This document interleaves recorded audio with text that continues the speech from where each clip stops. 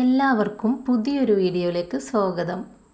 ഇന്ന് നമ്മൾ ഉണ്ടാക്കാൻ പോകുന്നത് റെസ്റ്റോറൻറ്റ് സ്റ്റൈൽ ഗ്രീൻ ചില്ലി ചിക്കനാണ്. വീഡിയോയിലേക്ക് പോകും മുന്നേ നമ്മുടെ ചാനൽ എല്ലാവരും ഒന്ന് സബ്സ്ക്രൈബ് ചെയ്യൂ. വളരെ ടേസ്റ്റി ആയിട്ടുള്ള ഗ്രീൻ ചില്ലി ചിക്കൻ രുചികരമായി വീട്ടിൽ തന്നെ എളുപ്പം തയ്യാറാക്കാവുന്നതാണ്. അപ്പോൾ പെട്ടെന്ന് തന്നെ വീഡിയോയിലേക്ക് പോവാം.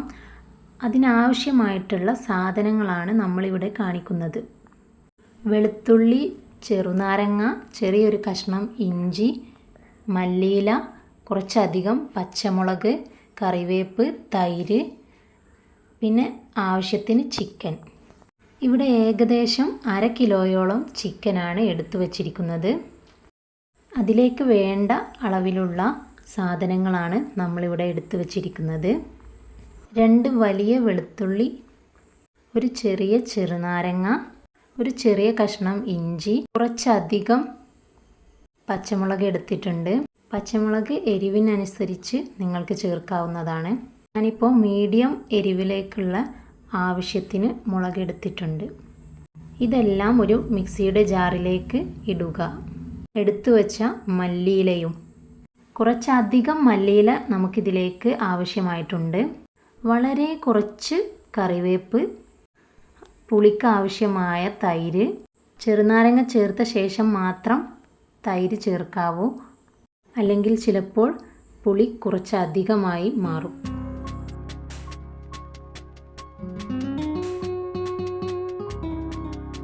ഇനി അതിലേക്ക് 3 ടീസ്പൂൺ കോൺഫ്ലോർ, 2 ടീസ്പൂൺ ഉപ്പ് നമ്മുടെ ആവശ്യാനുസരണം ഇട്ട് കൊടുക്കാവുന്നതാണ്. വളരെ കുറച്ച് മല്ലിപ്പൊടി, ഞാനിപ്പോൾ 1 ടീസ്പൂണാണ് ചേർക്കുന്നത്.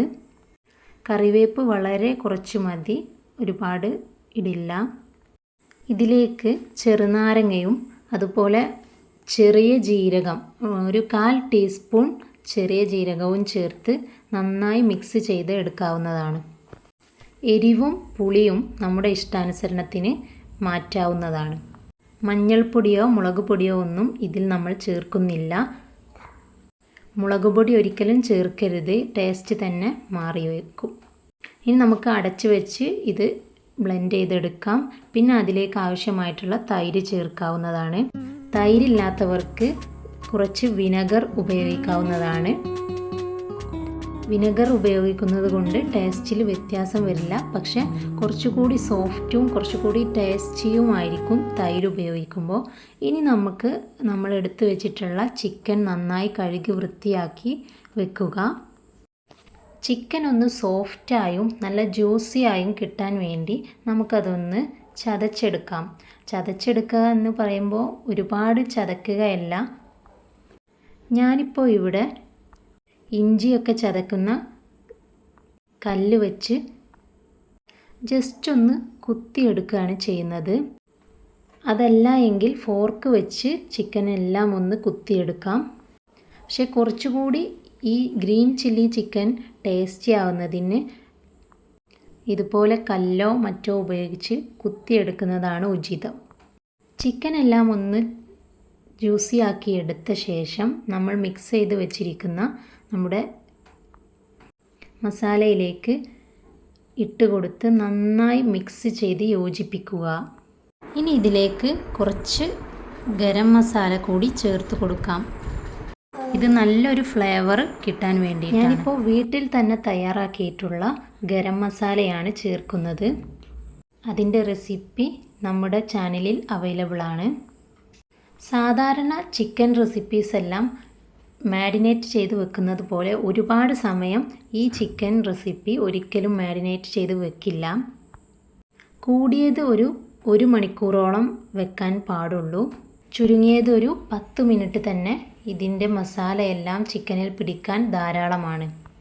പക്ഷേ നമ്മൾ ഇതിൽ പറഞ്ഞതുപോലെ തന്നെ ചിക്കനൊക്കെ നന്നായി ചതച്ചെടുത്തിട്ടുണ്ടാവണം. ഇനി നമുക്ക് ആവശ്യത്തിന് എണ്ണ ഒഴിച്ച് എണ്ണ നന്നായി ചൂടായി വരുമ്പോൾ നമ്മൾ മാരിനേറ്റ് ചെയ്ത് വെച്ച ചിക്കൻ ഓരോന്നായി എടുത്ത് എണ്ണയിലേക്ക് ഇട്ട് കൊടുക്കാവുന്നതാണ്. ഇതുപോലെ നമ്മൾ എല്ലാ ചിക്കൻ പീസുകളും എണ്ണയിലേക്ക് ഇട്ട് കൊടുക്കാം. വളരെയധികം ടേസ്റ്റിയും എന്നാൽ വളരെ എളുപ്പമായി വീട്ടിൽ തയ്യാറാക്കാവുന്നതുമായ ഒരു റെസിപ്പിയാണിത്. സാധാരണ ചിക്കൻ റെസിപ്പികളിൽ നിന്നും വ്യത്യസ്ത രുചിയും എല്ലാവർക്കും ഇഷ്ടപ്പെടുന്നതുമായ ഒരു രീതിയാണ് ഇത്. നമുക്ക് ഇതുപോലെ എല്ലാം ഒന്ന് എണ്ണയിലേക്ക് ചേർത്ത് കൊടുക്കാം. എപ്പോഴും ഹൈ ഫ്ലെയിമിൽ തന്നെ ചിക്കൻ ചേർത്ത് കൊടുക്കുമ്പോൾ സ്റ്റൗ വെച്ച് കൊടുക്കുക.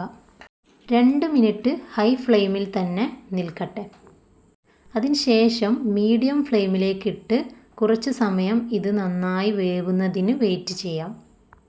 ചിക്കൻ നന്നായി ചതച്ചെടുത്തത് കൊണ്ട് തന്നെ ഇത് പെട്ടെന്ന് നമുക്ക് വെന്ത് കിട്ടുന്നതാണ്. ശേഷം നമുക്കിത് തിരിച്ചും മറിച്ചും ഇടാവുന്നതാണ്. എല്ലാം ഒന്ന് മറിച്ചിട്ട ശേഷം നമ്മുടെ ചിക്കൻ മാരിനേറ്റ് ചെയ്ത് വെച്ച ബാക്കി മസാല ഇതിന് മുകളിൽ നന്നായി ഒന്നുകൂടെ സ്പ്രെഡ് ചെയ്ത് കൊടുക്കാവുന്നതാണ്. ഇതുപോലെ ബാക്കി എല്ലാ മസാലയും ഒന്ന് സ്പ്രെഡ് ചെയ്ത് കൊടുക്കാം. വളരെ ടേസ്റ്റി ആയിട്ടുള്ള മസാലയാണ് ഇത്. ഇത് തന്നെ മതിയാകും നമുക്ക് ചോറിലേക്കൊക്കെ. കാരണം പച്ചമുളകും മല്ലിയിലയുമാണ് ഇതിൽ കൂടുതൽ ചേർത്തിരിക്കുന്നത്. ഈ രീതിയിലൊന്ന് ഉണ്ടാക്കിയിട്ട് അഭിപ്രായം കമൻറ്റിൽ അറിയിക്കൂ. ഇനി എല്ലാത്തിനും മുകളിലും ഇതുപോലെ വീണ്ടും മസാല തേച്ച ശേഷം നമുക്ക് വീണ്ടും ഇതൊന്ന് മറിച്ചിട്ട് കൊടുക്കാവുന്നതാണ്. എല്ലാവരും ഇതൊന്ന് ട്രൈ ചെയ്ത് നോക്കണം. ഒരു പ്രാവശ്യമെങ്കിലും ഒന്ന് ട്രൈ ചെയ്ത് നോക്കുക. അത്ര സിമ്പിളായിട്ട് പച്ചമുളകും മല്ലിയിലയും വെളുത്തുള്ളിയും ഒക്കെ കൂടുതൽ മെയിൻ ഇൻഗ്രീഡിയൻ്റ് ആയി വരുന്ന ഈ റെസിപ്പി വീട്ടിലെല്ലാവർക്കും സിമ്പിളായി പരീക്ഷിക്കാവുന്നതാണ്. ഇതുപോലുള്ള പുതിയ പുതിയ റെസിപ്പീസിനും മറ്റു വീഡിയോസിനുമായി നമ്മുടെ all in all by Shemi P care എന്ന യൂട്യൂബ് ചാനൽ സബ്സ്ക്രൈബ് ചെയ്യുക. മറ്റുള്ളവരുടെ വീഡിയോസിൽ നിന്നും വ്യത്യസ്തമായി വളരെ കുറഞ്ഞ സമയം കൊണ്ട് ഒരുപാട് വലിച്ചു നീട്ടാതെ ഓരോ റെസിപ്പീസും ഓരോ കാര്യങ്ങളും നമ്മുടെ ചാനലിൽ ലഭ്യമാണ്. നമ്മളിപ്പോൾ ചിക്കൻ എല്ലാം ഒന്ന് മറിച്ചിട്ട് കൊടുത്തിട്ടുണ്ട്.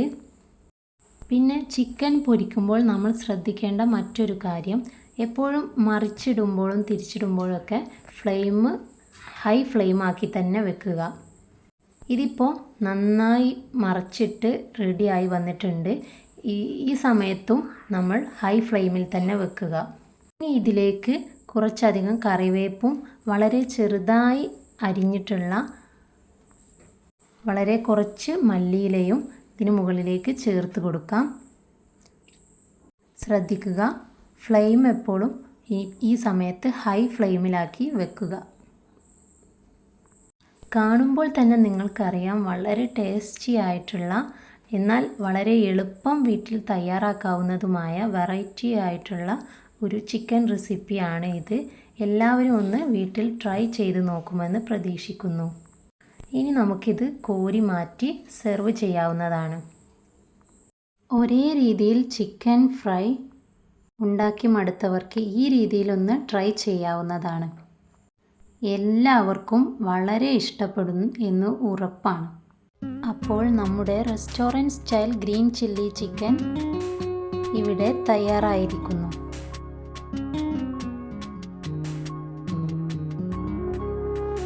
പുതിയ വീഡിയോസുമായി വീണ്ടും കാണും വരെ ബൈ. Thanks for watching.